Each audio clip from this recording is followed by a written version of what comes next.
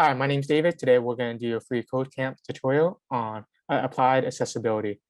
And some impairments that people have when using the web is colorblindness. And it's hard for them to distinguish some colors from the others. And the contrast of the background to the text color can make it difficult for colorblind users to distinguish the colors. And then also that screen readers don't really recognize the different colors when they read the screen for their users. So just as a reminder, 4.5 to 1 contrast is the recommended contrast at least.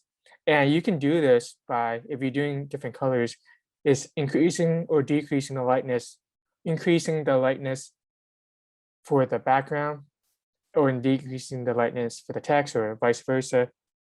And in the HSL, we know that the last parameter is the lightness, and these can be adjusted.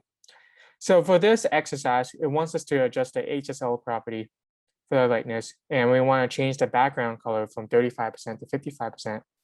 So this is going to make it more lighter. And now we're going to make the text darker by decreasing the lightness from 20% to 15%. And now it falls under the recommended minimum of contrast we need for web accessibility. And that's it for this one. Thank you so much.